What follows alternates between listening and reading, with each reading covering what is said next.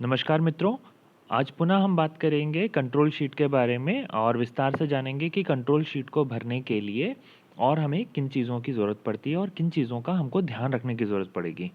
तो control sheet जो है वो फील्ड इन्वेस्टिगेटर भरते हैं और ऑब्जर्वर की निगरानी में और ये दोनों मिलकर तैयारी करते हैं साथ में सैंपलिंग की। तो इसी पे हम चर्चा करेंगे कि कंट्रोल शीट होती क्या है और इसको किस तरीके से भरा जाएगा। तो सबसे पहले हमने पिछले वाले हमने वीडियो में जाना था कि कंट्रोल शीट क्या होती है, उसके पीछे के इंस्ट्रक्शंस को समझा था और सैंपलिंग मेथड को समझा था। तो आज हम दोनों प्रक्रियाओं को साथ में समझने की कोशिश करेंगे कि कंट्रोल शीट है कैसी दिखती है और उसमें भरने के लिए हमें कौन-कौन से सैंपलिंग मेथड का इस्तेमाल करना पड़ेगा। तो नेशनल अचीवमेंट सर्वे में कंट्रोल शीट जो है इस बार की हमको कुछ इस तरीके से देखने को मिलेगी, जिसमें हमको ऑब्जर्वर का नाम लिखना होगा ऊपर, क्योंकि हम ऑब्जर्वर की निगरानी में ही इसको भरते हैं। तो एफआईज का जो काम होता है वो इसको सैंपलिंग के समय ऑब्जर्वर के साथ में खड़े रहना होता है और इसको ठीक से भरना होता है। तो यहाँ पे ऑब्जर्वर का नाम होता है और ऑब्जर्वर कौन से क्लास या सेक्शन के लिए है, तो ग्रेड और उसका सेक्शंस होता है और यू डाइस नंबर। तो इसको अच्छे से अंकित किया जाता है ऊपर कि यू डाइस नंबर और स्कूल का नाम जो है वो ठीक तरीके से हो। मगर और फिर हम इसमें कंट्रोल शीट को भरते हैं। तो ऐसा कुछ सैंपल हमको पिछले महीने जो साइट नैस की साइट पे देखने को मिला था, उसमें और अभी के जो हम बात कर रहे हैं, जो असल में हमको दिखने को मिलेगा, जो सैंपल अभी शेयर किया है सीबीएसई ने, वो कुछ इस तरीके से दिखता है। तो अगर हम बात करें तो उसमें और इसमें कुछ ज़्यादा डिफरेंस नहीं है। तो अगर आप देखेंगे तो हमको देखने को मिलेगा यहाँ पर मोबाइल एमओआई लिखा हुआ था। तो यहाँ पर मोबाइल के बारे में बात की गई थी और अगर हम इसमें देखेंगे तो यहाँ पर इस तरीके से मोबाइल की कोई जानकारी नहीं देने की कंट्रोल शीट पे लिखने की ज़रूरत नहीं पड़ेगी। दूसरी चीज़ है यहाँ पर कोड दिया हुआ है, इसकी भी हमको बार कोड की ज़रूरत जो है हमने देखा था पहले वाले सैंपल में बार कोड जो है नहीं दिया हुआ था। तो ये छोटे सा चेंजेस था जो हमको अभी देखने को मिलेगा कंट्रोल शीट में। तो आगे बढ़ते हैं। कंट्रोल शीट में आगे की चीज़ बाकी की चीज़ें वैसे ही हैं, जैसे कि नैस आईडी और एटी बुकलेट नंबर लिखना या क्यू पीक्यू को बुकलेट नंबर जो है उसका बुकलेट नंबर लिखना होता है और सेट नंबर अगर 4 सेट होते हैं जिसमें उनको कौन से बच्चों का सेट शुरू हुआ है, अगर हो सकता है कि 1 से शुरू हो रहा हो तो 1 2 3 4 फिर उसके बाद 1 2 3 4 इस तरीके से सेट हो सकता है कि आपके पास जो सेट आए वो 2 से ही शुरू हो रहा हो। तो यहाँ से आपको कौन से बच्चे को बुकलेट दी गई है उसके बारे में लिखना होता है। तो इस तरीके से जो है बच्चे की जानकारी और उसकी नैस आईडी और हो सके तो उसका रोल नंबर और रिमार्क में हमको भरना होता है।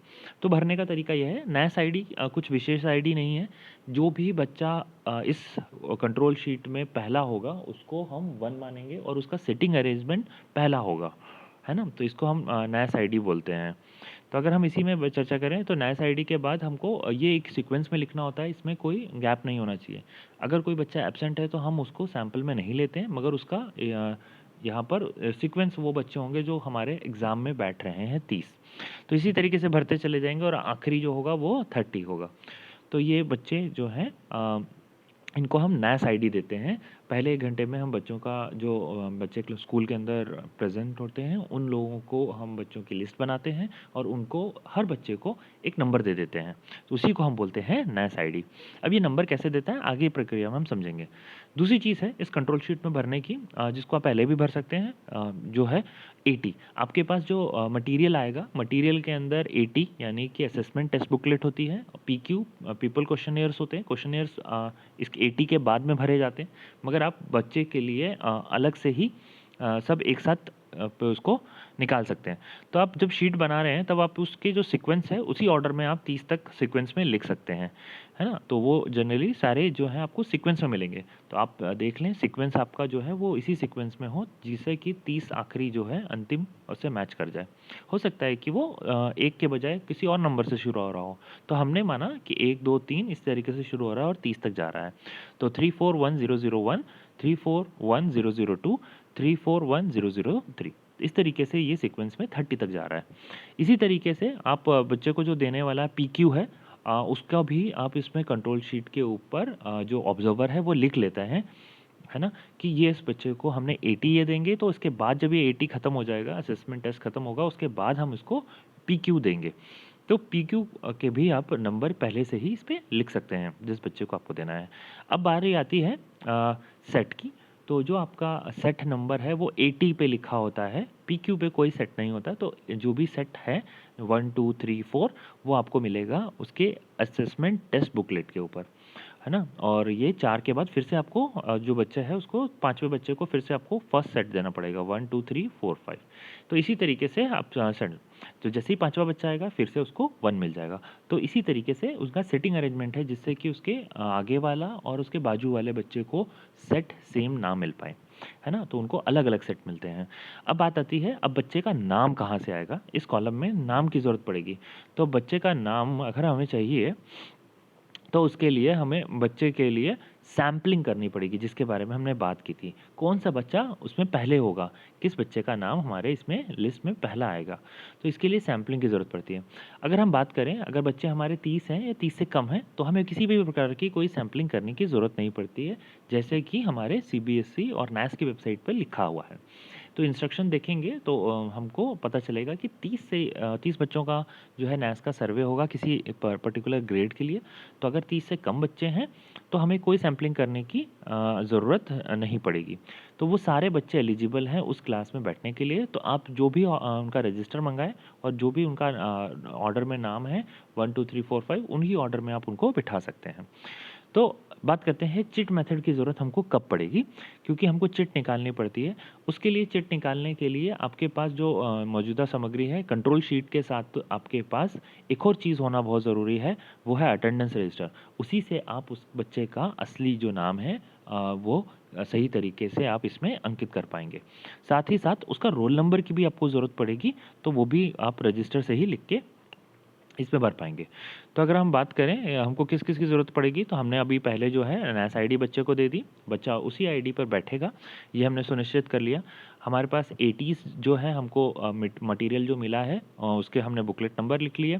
पीक्यू के भी बुकलेट नंबर जो है हमने उसके सामने लिख लिए और उनके जो भी सेट हैं, उनको भी हमने लिख लिया। अब बारी आती है बच्चे की, तो हम बच्चों को भी उसी जो हमने सैंपल किए हैं, 30 अगर बच्चे थे हमारी क्लास में, तो जिस भी ऑर्डर में उनका रजिस्टर में नाम है, वैसे के वैसे ही हम लिख लेंगे। तो हमने यहाँ पे लिख लिया मुकेश, निधि, ऋतु, इसी तरीके से हमने उनको लिख लिया। और इसके आगे जो है आप इसमें रोल नंबर भी उनका लिख सकते हैं, है ना? तो उसमें रजिस्टर से ही देख के हमको लिखना है। ये सारे इंस्ट्रक्शंस जो हैं इसी के पीछे दिए गए हैं। अब हम बात करते हैं दूसरी चीज़, अगर किसी क्लास में when there is a more than 1 section in sample school, किसी में एक से ज़्यादा सेक्शंस हैं, तो क्या करेंगे? जैसे कि ए, बी, सी, डी यहाँ दर्शाया गया है। तो यहाँ पर इसी इंस्ट्रक्शन शीट के पीछे ही लिखा है, अगर किसी स्कूल में ए, बी, सी, डी नहीं बोला जाता है, तो आप वहाँ पर हो सकता है कि वहाँ पे कोई स्कूल का नाम हो, है ना? तो उसमें सेक्शंस के नाम उन्होंने प्राइवेट स्कूल्स में ज़्यादा देखने को मिलता है कि वो अपने एबीसीडी सेक्शंस को नाम दे देते हैं, जिससे कि बच्चों को ये ना रहे कि ए सेक्शन बहुत अच्छा होता है, बी थोड़ा-सा खराब होता है, सी थोड़ा और खराब, डी और खराब। तो ये जो उनके अंदर विचार है, ऐसे ना आए, तो कुछ स्कूल्स क्या करते हैं, इसकी जगह वो अपने सेक्शंस को नाम दे देते हैं, जैसे कि कलाम साहब के नाम पे, रमन साहब के नाम पे, अटल जी के नाम पे। तो इस तरीके से कलाम, रमन और अटल, तो ये सेक्शंस हैं। तो अगर वहाँ पे इस तरीके से हमने उदाहरण के लिए लिया, अगर इस तरीके से सेक्शंस के नाम हैं, तो आप उनको कोई ना कोई सेक्शन मान लीजिए। तो मैंने कलाम को ए सेक्शन माना है, रमन को बी सेक्शन माना है और मैंने सी जो है मेरे पास अटल को मैंने सी सेक्शन माना है। तो ये हम इस तरीके से कर सकते हैं। तो हमको ये पहला करना है, मगर हम उसको कलाम को ए ही मानेंगे और बी मानेंगे और इसके बाद हम चिट निकालेंगे। अगर हमारे पास ज़्यादा सेक्शंस हैं, उसी स्कूल में 3rd क्लास ग्रेड के लिए अगर हम ज़्यादा सेक्शंस की बात करेंगे, तो हम चिट निकालेंगे और देखेंगे हमें सर्वेक्षण किस में करना है, सैंपलिंग जो हमने ली है वो किस क्लास के लिए। तो अगर मैं बात करूँ, यहाँ पर अगर मेरा रमन हाउस, ये रमन सेक्शन निकला है, तो रमन जो है वो बी को रिप्रेज़ेंट कर रहा है। तो मेरी चिट अगर बी निकलती है, तो मैं रमन का असेसमेंट या वहाँ पर जाके उन्हीं बच्चों का सर्वेक्षण, मतलब उन्हीं बच्चों का असेसमेंट हम लेंगे। तो हमको चिट निकालने की ज़रूरत पड़ेगी और चिट में ए, बी, सी, डी आप पहले से लिख के रख सकते हैं और आपको दूसरी ज़रूरत पड़ेगी रोल नंबर की भी, क्योंकि अगर बच्चे 30 से अधिक हैं, तब तो क्या करेंगे, 30 से अधिक बच्चे होने के कारण हमने एक एग्जाम्पल लिया जो है 32 बच्चे हैं। तो हमें ये मालूम है कि 30 ही बच्चे असेसमेंट दे सकते हैं, बाकी के 2 बच्चे जो हैं वो असेसमेंट नहीं देंगे। तो हम कहाँ से शुरू करें और किन 2 बच्चों को बाहर निकालें जिनको असेसमेंट नहीं देना है। बाकी के जो बच्चे हैं 30 वो असेसमेंट देने के लिए एलिजिबल हैं, उनके लिए मटेरियल है। बाकी 2 बच्चों को हम इस सर्वेक्षण से बाहर रखेंगे। तो वो 2 बच्चे कौन होंगे? तो हम चिट से मेथड से निकालते हैं वो रोल नंबर, है ना? तो जहाँ से हमारी संख्या शुरू होने वाली है।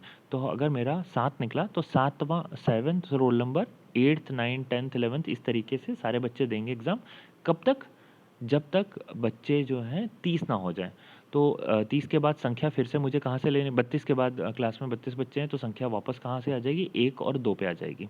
तो 1, 2 से मैं फिर से संख्या लेता चला जाऊँगा। इस तरीके से क्लास के अंदर 2 बच्चे रह जाएँगे। तो हो सकता है कि वो 2 बच्चे कौन से हों? वो हो सकता है 5वाँ रोल नंबर और 6वाँ रोल नंबर, है ना? क्योंकि हमने 7 से शुरू किया है। तो जो 7 नंबर का बच्चा है उसका NAS आईडी मिलेगी 1। क्यों? क्योंकि हमने चिट सिस्टम से उसको पहला निकाला है। अगर बच्चे 50 हैं या उससे ज़्यादा है संख्या है, तब हम भी उसको उसके लिए हम क्या करेंगे? हम संख्या को डिवाइड करके देख लेंगे कितना है। तो एक-एक सीक्वेंस छोड़ के आएगा। तो ये सर 2 ही कंडीशन बन पाती हैं, या तो सारे बच्चे एग्ज़ाम देंगे या कोई 30 बच्चे एग्ज़ाम देंगे। मगर अगर बच्चों की संख्या अगर 45 से ज़्यादा है, यानी कि 50 है या 60 है उस सेक्शन में, तो हम क्या करते हैं एक-एक बच्चों को छोड़ के उसमें सेलेक्ट करते हैं। तो ये सैंपलिंग मेथड है। तो यहाँ पर हम सुनिश्चित करते हैं कि हमारा जो सैंपलिंग है वो 2 तरीके से हो सकती है। तो हमको पहले रेशो को समझना पड़ेगा। हम उसको डिवाइड करके देख लेंगे कि उसमें इंटरवल कितना है। तो सैंपलिंग इंटरवल हमें मिल जाएगा m। तो यहाँ पे अगर हमें सैंपलिंग इंटरवल मिलता है 2, इसका मतलब दूसरा बच्चा हम उठाएँगे। एक बच्चा जो पहला है, फिर उसको छोड़ के दूसरे बच्चे को हम ले लेंगे।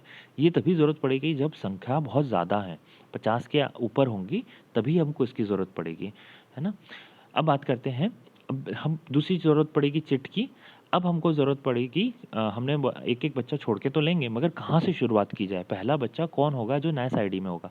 तो NAS में सबसे पहला बच्चा जो NAS आईडी का जो लिखा होगा नाम, वो चिट सिस्टम से निकालेंगे। चिट सिस्टम से जब हम निकालते हैं तो उसमें हम सारे रोल नंबर लिखेंगे 50 तक। किसी एक चिट को चुनेंगे, जो भी चिट है वहाँ से हम शुरू करेंगे। तो हम 32 से शुरू करेंगे, है ना? तो अगर मैंने चिट निकाली उसमें आया 32, तो 32 रोल नंबर से हम बच्चों का अटेंडेंस रजिस्टर में जो नाम है वो हम कंट्रोल शीट में भरना शुरू कर देंगे और एक-एक छोड़ के भरेंगे। तो यहाँ पर बच्चों की संख्या ज़्यादा है, 50 है, तो हम यहाँ से भरना शुरू कर देंगे। जब 50 पूर्ण हो जाएगा तो हम फिर से वापस रजिस्टर के 1 पे चले जाएँगे। मगर ऐसा हो सकता है कि 50 बच्चे उस सेक्शन में हैं, मगर उस दिन वो बच्चे सिर्फ़ 25 ही हों, तो बाकी के 5 बच्चों की पूर्ति हम कहाँ से करें? है ना? हो सकता है कि इस क्लास के अंदर हमने चिट से तो निकाला, इस सेक्शन को चुना, मगर इस सिस्टम में हमने देखा कि हमारी क्लास में बच्चे कितने हैं? 1, 2, 3, 4, 5, 6, 7, 7 ही बच्चे हमारे पास हैं। बाकी के बच्चे नहीं आए सर्वेक्षण के लिए। ऐसे केस में हम फिर से चिट निकालेंगे और किसी दूसरे सेक्शन से वो बच्चों को ले लेंगे, जिससे कि हमारे सैंपलिंग असेसमेंट कराने के लिए बच्चे 30 हो जाएँ, है ना? तो इन सब के बारे में हम यहाँ पे लिख सकते हैं।